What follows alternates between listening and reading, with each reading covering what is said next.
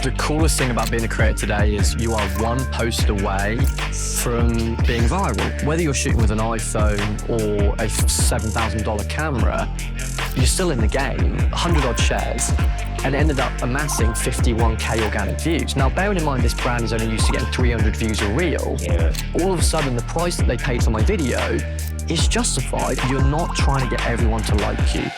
You're trying to get the people that like you to love you, and the people that don't care for you to never want to see you again. I did something for the Green Bay Packers recently. They got AJ Dillon, which was Green Bay Packers player, which was awesome. What are you shooting? How are you creating those narratives that's ultimately going to help not only yourself, but also position you in a way where brands are going to want to reach out to you? So to kick this off, we got a postcard. Yes, you did. Lovely girl from Georgia. Yeah. And we didn't expect anything like this. No? So you didn't expect that from Georgia? Yeah. So for anyone that's wondering, can you please explain to me? Well, let me show it to the camera for those that are watching. The story behind this was, if you know Georgia, then you know that she is larger than life. And with that comes larger than life ideas. So Georgia thought it would be funny to do a very humorous card of me, for those that are listening, holding a towel, acting like I'm naked, Georgia looking surprised at me with said towel. And I just go with the flow with her. She comes up with these crazy ideas. Admittedly, I'm more, I wouldn't say introverted, but I'm more like socially anxious. So in those situations, she's like, go on. And I'm like, oh, really? And then she's like, do it if you love me. You know, she gives me that one line and I'm like, yeah, let's do it. So what happened was it was also sent to your sister, I believe. It was, and my mother. So thankfully, she left my dad's side of the family that are a little bit more conservative out of the mailing addresses, which was good. But yeah, not what my sister wanted to see Christmas Eve, but you are from Norwich. I am, yeah. But you live in the States. I do. You live between Pittsburgh, LA, and Virginia. Yes. Tell me, what made you even move in the US? I was 18 at the time. I had the option to go to university in England, but I also had the opportunity to go to America. I played at a pretty high level, soccer, football, and I was very lucky to get the opportunity to have a scholarship that would pay for my education to go to America. So I still wanted to play football at a high level. I obviously wanted to continue my education. So it seemed a bit of a no-brainer. So that was what initially took me out there. And 10 years later, I'm still there. And then, of course, your football career kind of stopped because of 2 injuries you had? I would say maybe I wasn't good enough to like truly go professional, but I think, it definitely didn't help. But because I made the decision to get the education at university, because that happened, it didn't matter. You know, I think sometimes when people play professional sports, there's not always the alternative if they have a career-ending injury. But for me, when I broke my leg, it wasn't the be-all and end-all because I had my education to fall back on, which is... So you were also on the books at Norwich, right? When I was young, in the academy, yeah. And now you work as a brand strategist? I do, yeah. That's what I would like to be known for. I'm still kind of building my rapport in that kind of network, but certainly moving forward, I would love the opportunity to sit more with brands, whether it be personal brands or, you know, the household brands, and really help them develop their strategy, particularly in the digital space. What are some brands you're working with? Yeah, so a lot of it's kind of freelance. I work with big and small brands. I did something for the Green Bay Packers recently, which was aligned with their pizza sponsor, Brew Pub. And that was a great opportunity for me because it allowed me to come up with the creative strategy behind the content itself. They knew they needed something in the digital space, but they didn't really know how to come to market. It was more on the pizza side than it was on the Packers side, but they got AJ Dillon, which was Green Bay Packers player, which was awesome. So yeah, just coming up with a strategy and figuring out, okay, come up with a cool idea, but more so, how do you create content that's going to engage your audience? So it's not just about, making it look good, but understanding the psychology of how to engage an audience online and how to make a cool concept hopefully go viral and get those views that ultimately the brand wants for brand exposure's sake. I've also worked with Great Clips as well. They definitely needed some work. I think a lot of brands, they've come from more of a traditional world. They haven't really fully integrated digitally yet. I think a lot of their conceptualization is based in that traditional sense, a lot more long form that doesn't necessarily translate as well into short form. So part of that was sitting with them and helping them understand, like, here's how the algorithm works. Therefore, here's how you should make content that actually supports what's going to get you that organic reach. Because ultimately, there's always going to be a paid part of a brand's marketing strategy. But I think what we can do as creatives is get that piece of content to go as far as it possibly can organically first. Because the algorithm is so good, brands can put that piece of content out there organically. And when it sticks, they go, right, that's the piece of content that we can then put some money behind and really exponentially grow it. The paid thing is from the get-go, like, were they happy to just throw some money at a piece of content from the start, or are they always looking for the organic thing first? They're always trying to think about how do we create engaging ad creative. I think what brands need to realize more is because the demands of the algorithm are quantity over quality in some regards. And obviously as creators, we really struggle with that. I think moving forward, especially in personal brand world, they now have to think about not everything can have money thrown behind it. So if that's the case, we need to think about, well, how does the things that we're not putting the money behind still having that impact with our prospective consumers and people that are engaging with our brand every single day? So yes, there's always going to be a part, I think, especially towards the bigger brands that have that budget set aside for paid ad placement. However, when you work with the smaller brands, they don't have that luxury, right? Like, their marketing spend might just go to the content being created. So I feel, as a content creator, as much as a brand strategist, responsibility to say, okay, I need to look at this through the lens of creating a really cool piece of content, but a piece of content that actually does have that capacity to be shared and disseminated and grow organically. And that's really the challenge. So I guess what would you say makes a good piece of content? Was that it's, of course, relatable, or that is valuable, that is educational? These are three things, because a lot of people just focus on what's going to get me likes, and people forget that what actually is more important is the saves and the shares, right? Yeah, definitely. I think that's a great question. I think, to your point, you have to know how the algorithm prioritizes content. Yeah. So if you can think in your mind, saves are going to push it the furthest, then shares, then comments, then likes. So rather than start at the like end, you need to start at the save end and go, well, what would make someone save this content? And I normally distill that with brands into two buckets. One is entertaining content, one that made you laugh, and you're like, oh, I'll come back to that if I want to remind myself of how funny that was or how good that was. And then the other bucket is education, right? People want to learn stuff, and they'll save bookmark stuff to come back to go, oh, I need that tip. Oh, I forgot how to do that. Let me watch that video again. So once you get in that mindset, depending on who the client is, you then have to think about, well, what side do you lean on more? Are they more education based and that's where they will profitize, or is it more they're actually based around entertainment? Now, the ultimate win would be, can you do both? Mm-hmm. And I think what you're seeing with a lot of personal brands today is that people are able to disseminate education while also being entertaining. Exactly. Here's your case study, right? So you've got someone who can give you tips while also dressing it up in a way that doesn't feel like he's a guru or a lecturer, right? I think we as consumers are past the point now of we get spoken to so much. We're desensitized to it, like as soon as you see a talking head, I don't know about you guys, but I'm like, I scroll past. If it doesn't captivate me in the first few seconds and that hook isn't strong enough, I'm gone. And it's the same for most people. We're just over that meta of want to get people captions on your video. Yeah, and just people telling you how to live your life. I think more so than the tips. I think Karl Meshna does a really good job of his tip. Yes, it's very educational. Yes, it's very talking head, but he does it in a way that's a little bit different. Yeah. And that's entertaining. It is. And it's basically like keeping you engaged one-on-one. Yep. Yeah. Not just because we know him, and I also followed him for a long time, so I know his personality for a long time. Yeah. But you know what? It comes across in his video, and it's like, it just gets you hooked in. Absolutely. So the combination is key. Yeah. So what would you say is a good hook? Another thing that I try and bring into my consulting is I'm currently finishing up my PhD in psychology.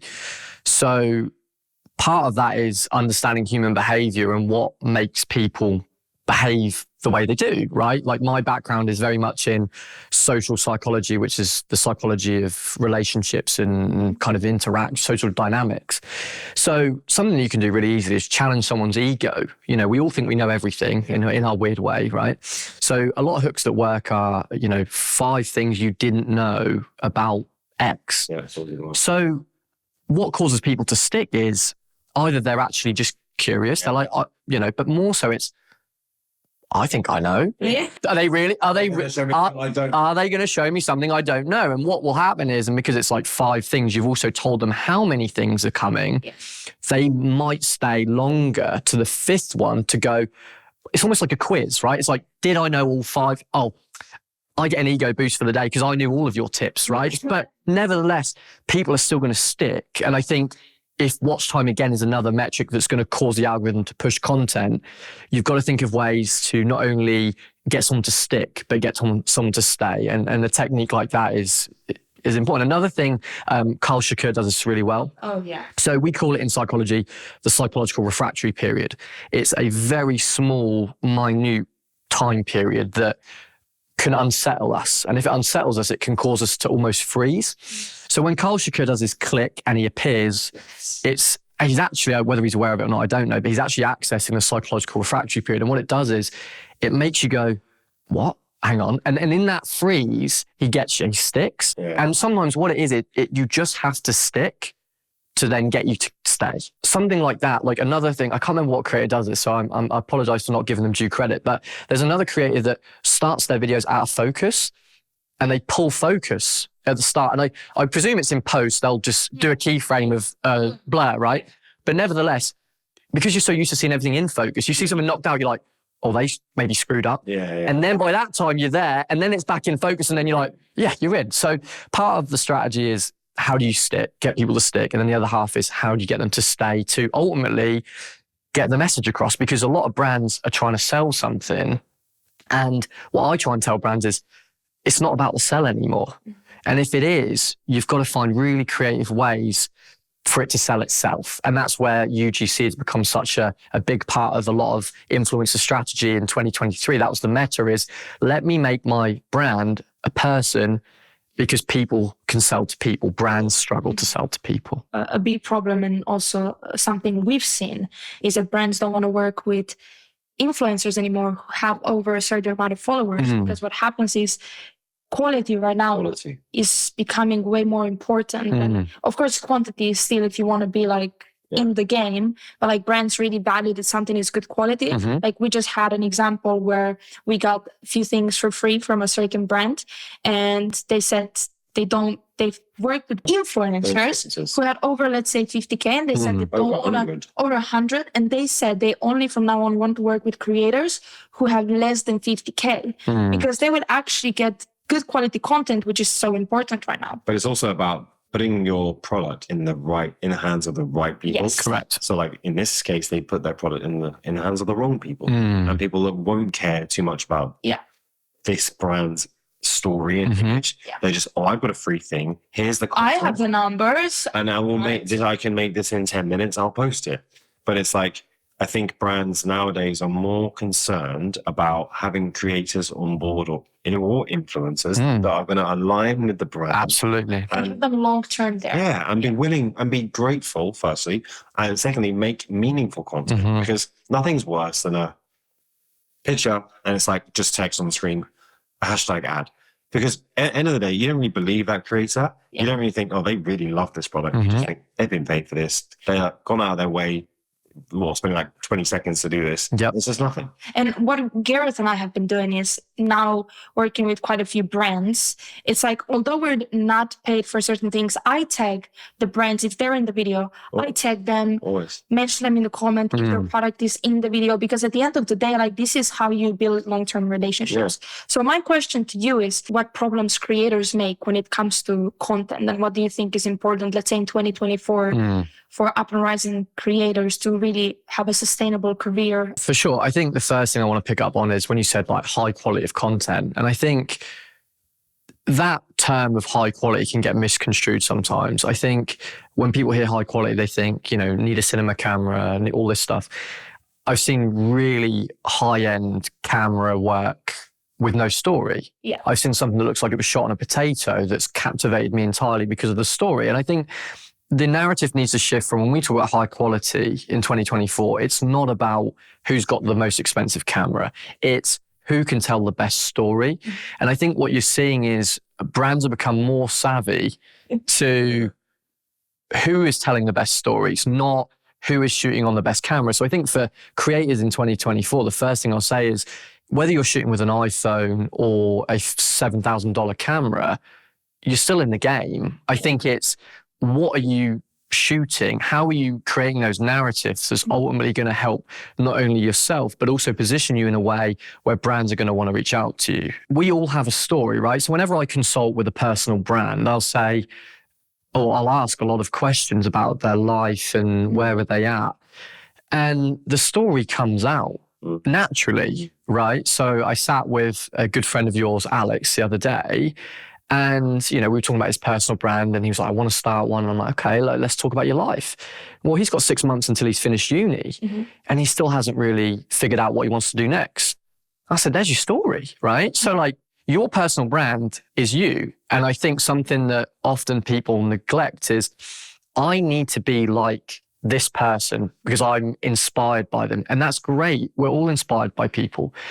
But what we really need to start doing is introspecting and going, well, what's my story? Because your story, that will therefore be the ultimate point of differentiation. So when I talk about narratives, it's like, what in your life is unique to you? And sometimes just looking at your story at the most abstract level can be already written for you. And it's about how do I then take my story and deliver it to my audience in a way that's accessible. And a simple way is take them on the journey. Yeah. You know, a lot of day in the lives do really well because people are just nosy, right? When I was a kid, I'd watch EastEnders and Coronation Street. Yep. These were fictitious characters, right? You were invested. And you were invested for like it would be like every night it would be on the TV and they were fictitious lives and you would follow them. Why? Because we're just nosy. Like we as human beings psychologically are nosy. So if you can let people open that door a little bit, leave it cracked and go, maybe I won't show you everything, but I'm going to show you a taste of what my life looks like.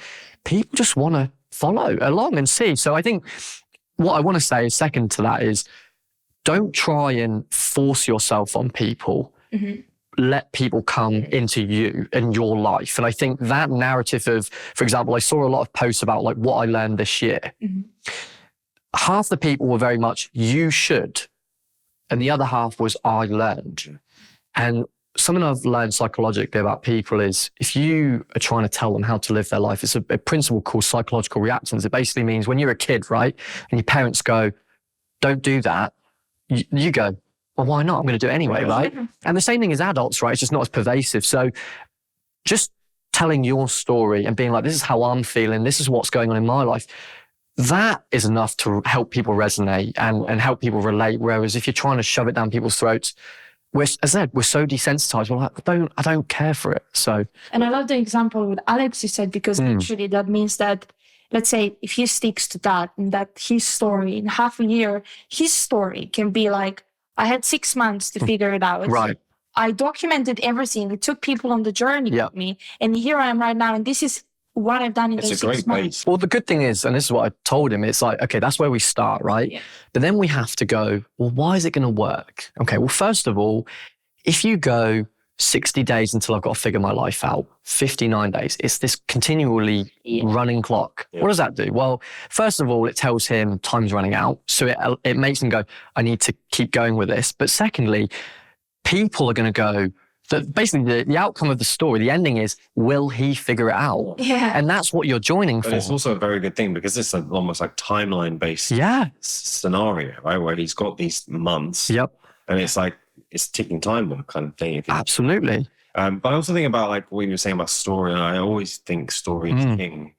You know, Casey will have said it and everyone else. Oh, yeah, he's the master, right? You know? And it's like, there's this, I was saying, there's this girl that's like posting, she's Canadian, I think American, Asian American. She's Mylene's her name. She started doing 23 lessons she learned in 2023. And one of the key ones she said was about taking advice from people and how people's story, like your story, is into my story. Absolutely. So you can take advice, like Alex can take your advice and think, okay, cool, I want to do that. But your situation is well, actually not, we're both from the same part of the world. Yeah. But No, I understand. it's very different. Right. So Alex, taking on board, but he's also got to sort of incorporate his own situation into his decision, let's say, and run with it. But yeah, I hope Alex does do it. Crazy thing about that girl, she started posting, let's say 10 days ago. No, she was posting for the last couple of months, but she posted a week ago saying thank you for 500 followers. Yeah. And the advice video went viral and she's now at 63,000. Mad. The coolest thing about being a creator today is you are one post away from being viral. Right now, I think... For the right reason as well. Exactly. And I think that's the caveat, right? It's like you can look at that and go, I'm just going to keep sticking the lottery ticket in. Or you can go, how can I reflect and introspect on my own content I'm making and go, how do I elevate this? And it's not, again, from using a better camera, it's how do I get people to stick? And I think that's what I always try and communicate to my clients is why. Yeah. If you can answer the why question, people will start to buy into what you're saying because it makes sense. So like when I said to Alex, I said, part of the 60 days is obviously to keep you accountable, but the other part is someone might look at Alex and his content and see he's got 12 days left of this challenge and might reach out to him and go, hey, see you got 12 days left. We've got a post opening. We love what you do. Would you come and work for us? Yeah. And that's it, right? Problem solved. Yeah. So actually, in a way, because of the connectivity and the connective tissue of social media today, you can actually air your problem and your want into the world and it might just stick and you might just find a solution from... It's like Adrian Hurwitz. Today, I'm going to start posting every single day for the whole of 2023. And he did that. And he's built so much off the back of it. Definitely. And it's that thing where you're putting something out there to the world that's like a mission statement. Exactly, yes. And then it elevates. So. And sometimes, unfortunately, people stick and watch it going because they almost are like, is he going to fail? He probably will fail. Like, all about sometimes it's negative. Sometimes it's not like, will he actually make it? Sometimes like, oh, he'll probably fail. I would say so I'm curious to see when he fails. That unfortunate side of I think it's the social kind of thing media. you see this. You're like, well, I'm going to post every day. Yeah. Are you really? Yeah. Let's see if you do that. It's like not like, go on, lad. Just get into it. Yeah. When genuinely, more often than not, we are looking at it from a negative point of view. Yeah. Well, that's to protect our own self-esteem, right? I think we as people, we move in certain ways to, I think, protect, ourselves and our self-esteem. And I think that's a prime example. It's like, sometimes I have to turn social media off because if I think about it too much, I'm like, am I where I want to be? Have I achieved all I need to be? And then I've got people like young Richard, who's a photographer, who's like, I think like 16, posting all these bangers. I'm like, I'm 29 and I still haven't figured it out yet. You know what I mean? So it can be a really inspiring place sometimes, social media, but it can also be quite a draining place if you let it, because, we're all on our different paths and that's part of our story. And that's the coolest part is that social media is an outlet where we get to tell our story in the way that we want to. Exactly. I've seen a lot of creators that grow like that quite drastically on Reels or TikTok because it's a little bit easier, as you said, one video away from blowing up completely. Although it's the same on YouTube, I guess. Yeah. But I've seen a lot of creators move from short form to now long form. Why do you think that happens? There's multiple reasons why creators jump. I think one is the monetization is so much more fruitful on YouTube than it is on Reels, right? Like I think it had its heyday, as did TikTok, where the creator programs were really lucrative and now they're not. So people are looking at, as full-time content creators, going, where is the money with my own personal content? And that is YouTube. And I think also, they're not satisfied, like how good of a story can you tell in 15 seconds? And people want that breathability to go, I've got a little bit more to say than 15 seconds. And I think that it isn't for everyone. Like long form is a completely different beast. I think what I will say is that those that I've seen transition and do it well have been people that are building brands based on who they are as much as what they do. I think we live in a world where you can hide behind your camera and it can translate well enough in short form because you see those trending reels where it's like bang, bang, bang, bang, bang, and they're all amazing shots. But it's almost like when you're put in a situation where maybe you do have to talk for like 5 minutes and captivate an audience, how do you survive? You know, are you someone that can disseminate value? Are you someone that even wants to disseminate value? And, you know, I look at the people that have done it really well, you know, Sam Newton being one of them, where he can create really cool videos, but he can also sit and talk about them and engage an audience that way as well. And that's partially because he's injected who he is, his DNA into what he's done. And I think not all creators, being brutally honest with themselves as personal brands, can say, have I really injected myself into what I do? And I think you two, again, I know I'm on the podcast, but that is something that you two do very well, is that you're not afraid to be yourselves. And that's another thing that I always say to, you know, personal brands. You can't hide who you are, because it's either way it does. And I think that's why we're through the meta of the classic influencer, right? Because the classic influencer was the ideal life. Yes. And everyone kind of aspired for that. And then they got desensitized to it, right? Yeah. But they got desensitized to it because they were like, this is fake. It's fake. Yeah. It's not real, because then obviously everything came out around that actually shows it's not as glamorous, or it's not actually what you see.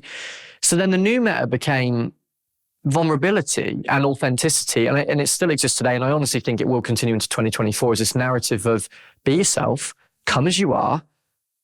Again, another thing I say to people when I consult is, you're not trying to get everyone to like you. You're trying to get the people that like you to love you, and the people that don't care for you to never want to see you again. And the reason that is because you're trying to build a community of people that are buying into not only what you do, but who you are. And the only way to do that is to show who you are. And I think some creators do, like you guys do, a phenomenal job of that. Whereas other creators, I would challenge them in 2024 to be brave enough. It's really hard to get in front of the camera when you're known for doing everything behind the camera.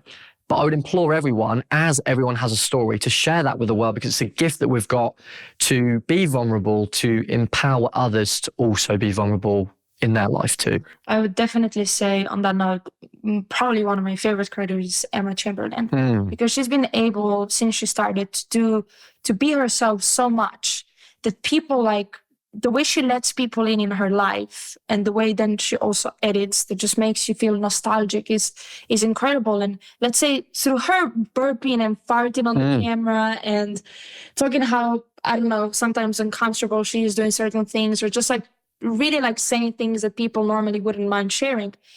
She's now in places where she gets mentioned on a TV show without even saying, oh, Emma Chamberlain, the YouTuber. It's just her name. People just say her name.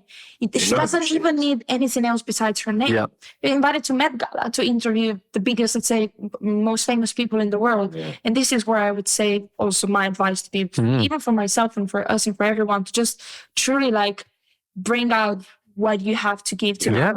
And it's gonna everything's gonna, you know, pay off. And it's okay if it doesn't come out right the first time. I think there's a lot of pressure on, I need to have this biblical type message in order to engage an audience.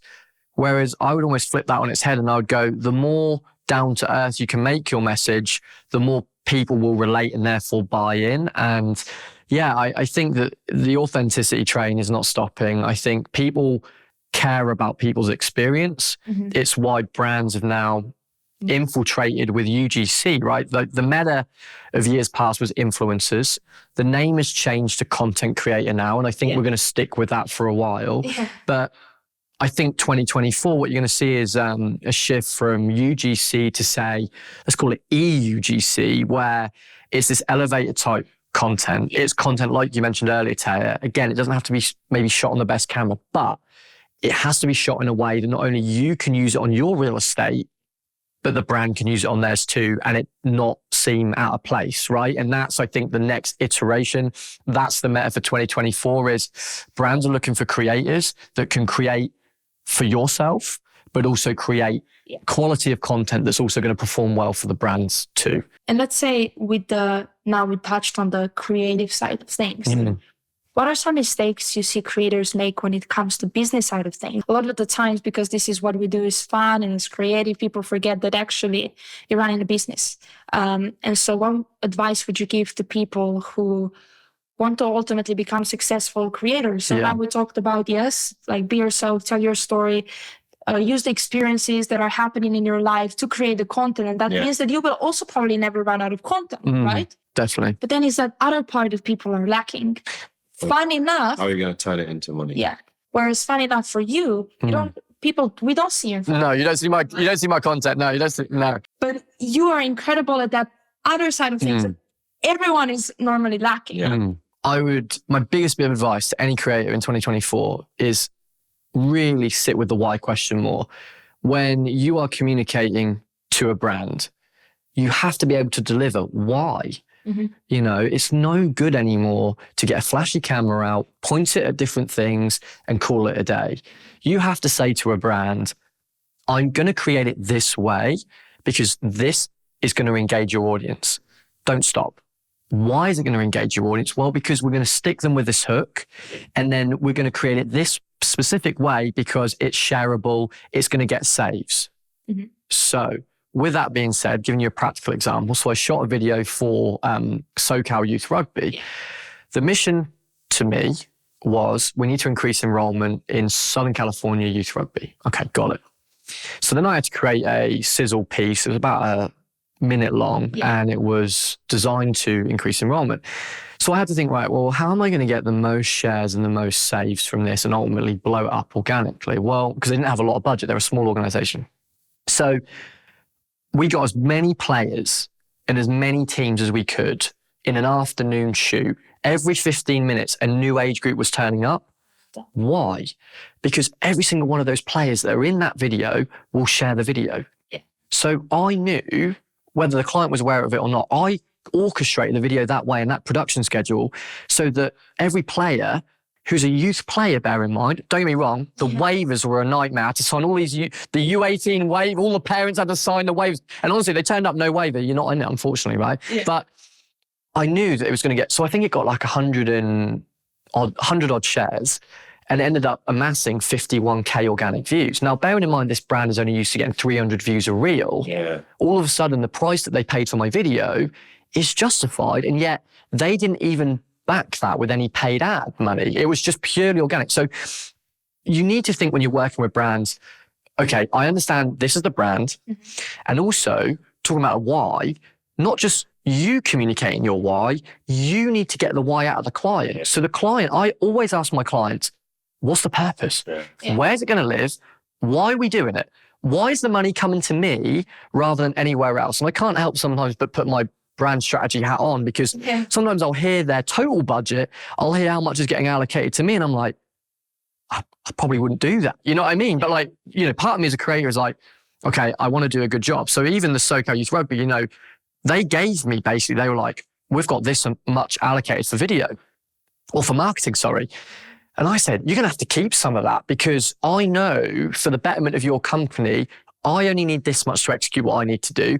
And you can use the rest of that money into paid ad spend so that you can really amplify the message that I want to tell on behalf of your company. Because then it makes me look better because then the views go up, right? And I can use that as a better case study than blowing all of that budget on one video. So I don't think I've ever heard anyone be like, keep some of the money, but then that also means, great. But also being a brand strategist is not just about where the content goes, it's also about how they spend too. Absolutely. And that's where I can't help myself. You know, with a big company, they've got a whole department. So I don't really like try and pry too much. But when it's a small company like that, and I know that like, that's a lot of money, you know, like this was like a 4-figure deal for them, which although, you know, to some creators might not seem a lot of money, to the business, that's a lot of money. And they're putting a lot of faith in me to amplify this message and also to execute the goal, which of course was it to improve recruitment. So listen to your client, understand what is it they want to achieve.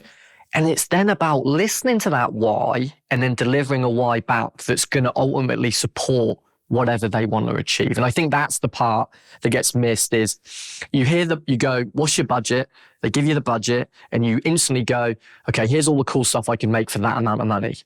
It's not about that anymore. It's about, I can do as engaging video as you, if not more, with $100 because of the way I've told that story rather than someone that wants to get, you know, don't get me wrong, we're all guilty of it, getting the fog machine out, right? So you get that hazy effect and like hiring the big cameras. And don't get me wrong, there's a purpose for that too. If you're talking to a client and they're throwing 100 grand at you and it's their like sizzle for the year and it's high-end commercial, totally different conversation. I am strictly talking here about social media content that's quick, it's fast, the budgets aren't incredible always.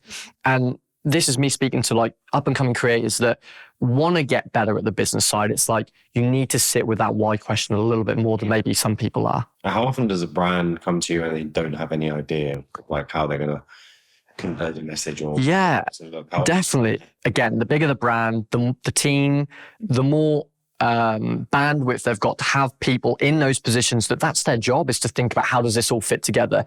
But for the little companies that a lot of freelance creators work for, especially at the start of their career, they don't know what they need. So that's why I almost fell into brand strategy consulting, because I was sitting with enough small businesses that I was like, I feel sorry for them. Yeah. They think that this money to me is the best like source of their spend.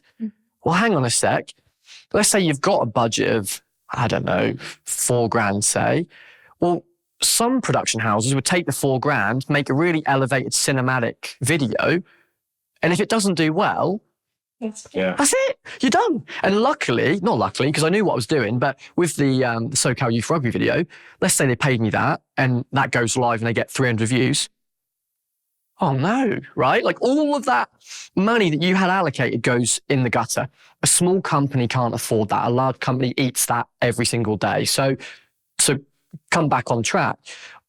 You know, what I say with small companies is, tell me, I ask a little bit more prodding questions. What's your overall strategy? If they come to me and say, we don't have one, I'm like, all right, let's break this down a little bit more. And that's why, like, as an agency owner, co-founder with Georgia, we've ended up doing social media management and we've took on these other entities because I realize it's part of a jigsaw puzzle. It's not just, here's your video, let me break a 4 grand one video into 10 reels.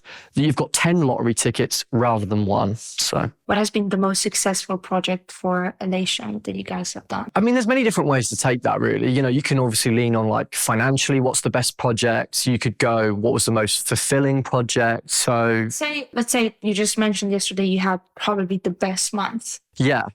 Financially. Yeah. So what did that look like? Well, that's the good thing about an agency really is like once you start dabbling into different buckets, money can kind of hit you in different places, right? So like you can have a client come through the door and they're after you for just purely content creation. Then you get someone that comes through the door who's social media management. So I think because we've diversified our product offerings, and I like to think we do a good job across the board, you know, clients will come from different places and it's almost like, okay, we've got that. Then we've got retainer clients as well that we have. We only have 2 right now. And the reason that we only have 2 is because whenever we take a retainer client on, it's a huge, I think for a lot of people, they see a retainer client as like, that's just security, right? And I can't disagree with that. But I think for us, whenever we look at taking a retainer client on, we have to look at like, is it a good fit? And ultimately, are we going to be able to give them what they need? Because you're spending, let's say if it's a retainer for 6 months, you're spending 6 months with them. They're a part of you. 100%. So do you want to be a part of them? Yeah. And I think a good thing to do sometimes, and this can even help you generate business as well, is you say, let's do a month. Yeah. Okay. With an option to extend for 6. Then that way, if they hate you, they leave. You hate them, you leave. And then you can kind of make that judgment call. But yeah, anyway, so the reason we only have 2 right now is because we want to give them a quality of service, right? I think something that I've learned being primarily just me and Georgia right now running this agency and doing the whole, you know, outsourcing stuff is you only have so much energy. You only have so much bandwidth. And I think as we scale, we will be able to take more on. But right now, our focus is more on let's make these the best case studies they can be so that when maybe new prospects come through the door in the future, we have this one to show you, we have this one to show you. And also we can show you examples of social media management. We can show you examples of content creation. So I think in terms of your initial question, what's our best project to date? It's a little bit left field because it's something else that we do, but we do creator trips. So they're very infrequent, but when we do them, it's an opportunity for, you know, up and coming creators to come and join us at a location around the world. And we kind of are very hands-on with them, not only telling them how they can maybe shoot better technically, but also the business side, which I think is what a lot of creators need. So we did this one in Mykonos. There was, I want to say like 9 of us, but I think just the capacity to sit back and go, wow, like people wanted to join us and fly across the world in Greece to be with us, to learn from us is like a really fulfilling thing for me. And, you know, being someone that while I'm doing my PhD in psychology, I'm also teaching undergraduate students psychology. I'm a teacher at heart. I love to teach. I love to disseminate. And I honestly think that's why I fell into consulting as well. So having the opportunity to sit down with people that are a little bit younger than me, that maybe I can almost skip 3 years of their journey just by telling them certain things that I wish I would have known. Because I didn't have a mentor. I don't know about you guys, but I didn't have a mentor. I was very much YouTube university.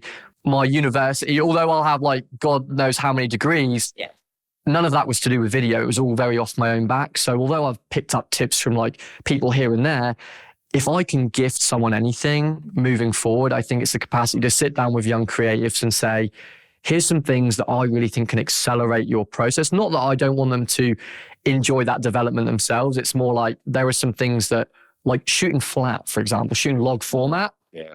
I probably was 3.5 years into my career before I really understood A, what it was, and B, what it can do in terms of like your post-production process. So just stuff like that. Like I just, you know, so that was really fulfilling for me. And I know Georgia would probably say the same thing if she was here. That was probably one of our favorite things to date. What is something you look forward to most in 2024? Really doubling down on the agency. Yeah. I think we're at a point now, it was like an inflection point coming at the end of 2023. It's like, we're kind of at capacity in terms of our bandwidth.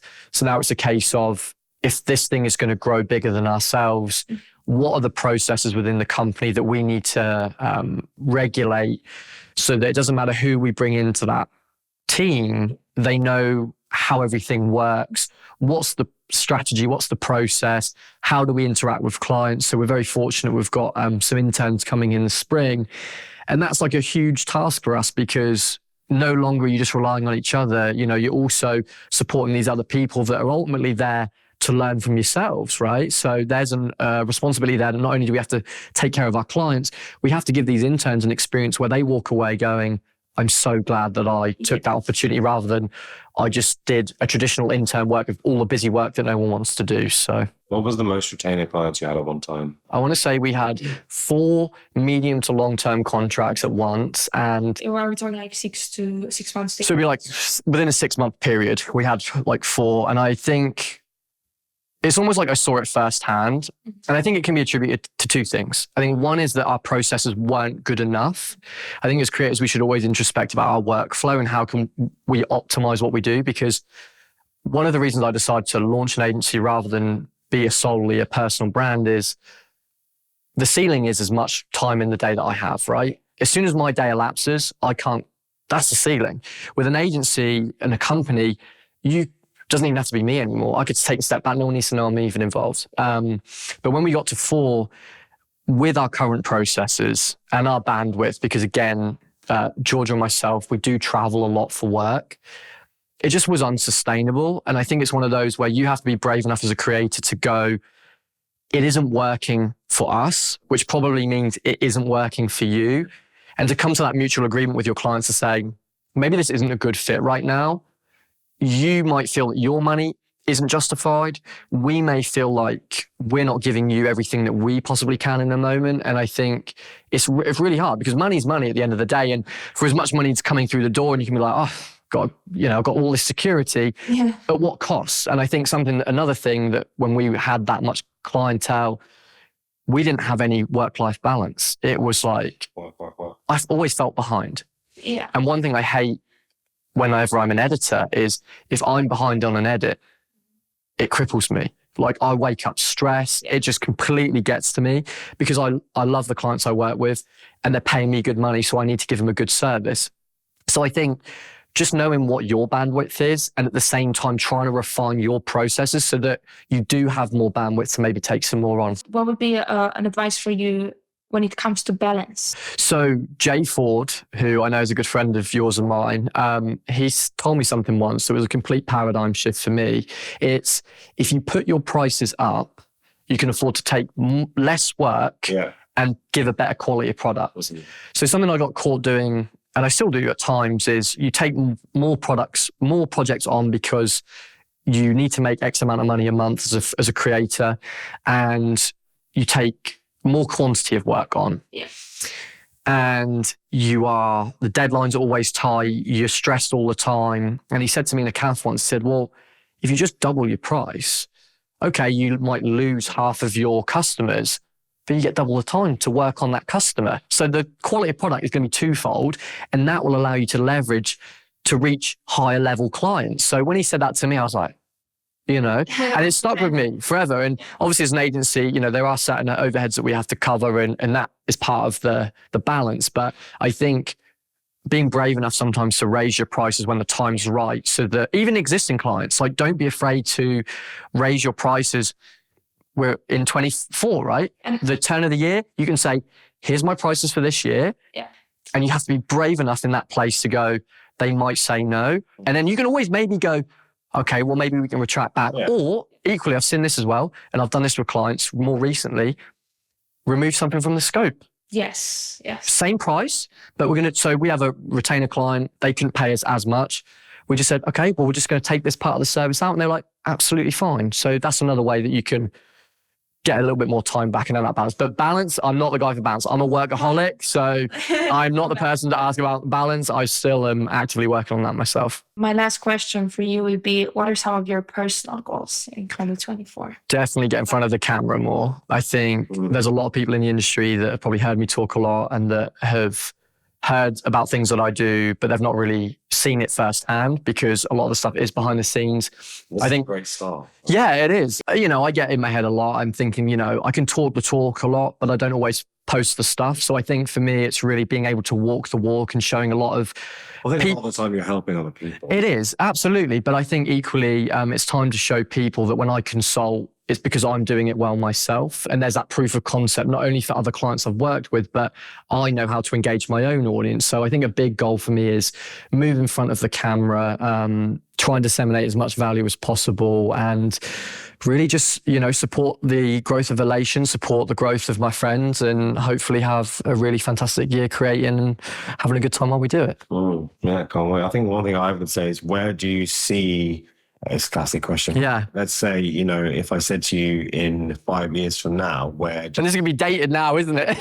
We're going to go in 5 years back. Did he get there? Yeah, where would you like to be in 5 years from now? Like on a personal level or like a professional? Okay, personal level, just prioritizing the things that mean the most to me. I think I always tell my family how much they mean to me, but being so busy, I haven't always been able to allocate that time to them that I say I want to. So I think a really thing is hopefully earning enough money where I can reallocate my time to spend it with the people that matter most, whether it be friends or family.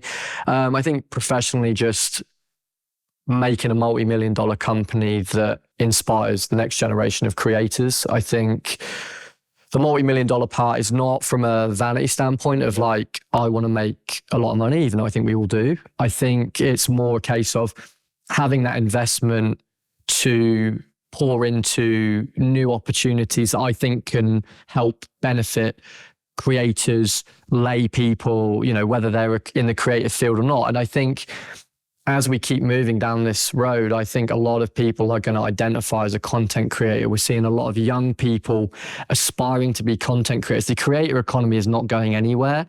And I think if I can create an entity that not only can generate revenue for myself and the company, but also have an outward presence as a brand to be like, let's try and be a voice where people hopefully will listen to. And it's not like from a guru standpoint, it's more like I want to give as much love and help to the world as I can.